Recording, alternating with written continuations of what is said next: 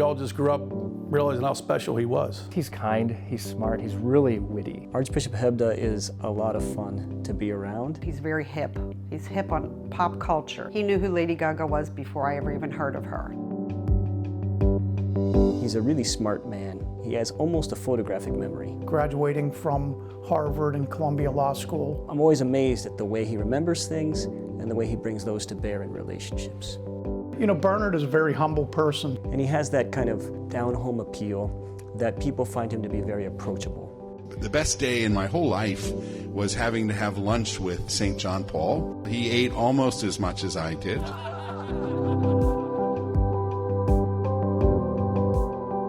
We had a very small brick house, and we were frequently relegated to the cellar. Bernard would have the piano bench at the bottom of the steps, and the 3 kids and sometimes some neighborhood kids would be on the steps. It was Mass. We were in pews. All the good Catholics on Milan Avenue certainly knew that he was destined for greatness there in the priesthood. He's a great uncle, great brother. He was the best son you could get. He kept in touch with Mom and Dad continually through his whole career. 9:30, 10 o'clock every night, that phone would ring. He never missed. He is such a great leader, but he's a listener first. Someone with his intelligence could be very quick acting with solutions, but Bernard is all about listening to those around him. He always wants to know what everyone else says, or what they have to say, or their ideas or their proposals before he makes a decision. The Lord sent us a great gift in Archbishop Hebda. He grew up going to Catholic schools his whole life, and so he values that experience of what he received. And I know he also sees that our Catholic schools are one of the best ways that we have to share the love of Jesus with the young people of our church. It's the students that really make him the happiest, to see how their eyes light up talking about Christ in the school.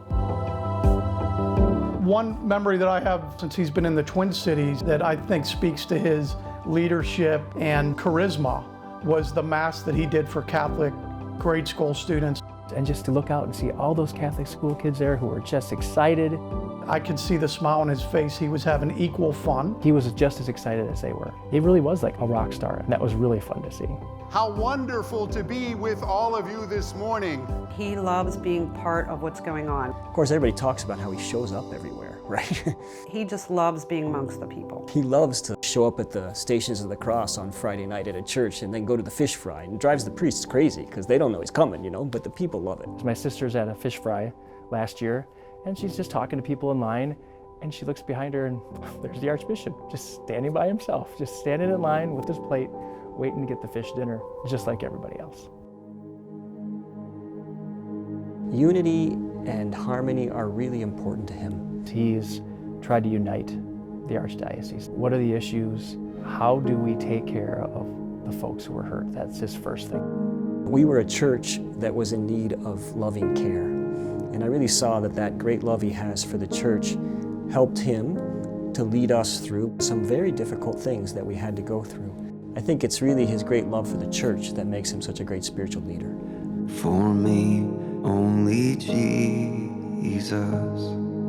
His motto is only Jesus. Archbishop Hebda's motto comes from a prayer, and the line from the prayer says, "Let them look up and see no longer us, but only Jesus." But you, just you. And to me, it really helps to exemplify the heart of Archbishop Hebda, because he truly has a humble heart. And he doesn't like to be in the spotlight because he wants the light to be on Jesus. You see that in his humility and his way of approaching people, that he wants to radiate Jesus. He talks about seeing Jesus in everyone with whom we come in contact with. And he wants that we as a local church would come together and be centered on the mission of Jesus and the teaching of Jesus. Because really, in the end, it's only Jesus that's important. For me, only Jesus. For me,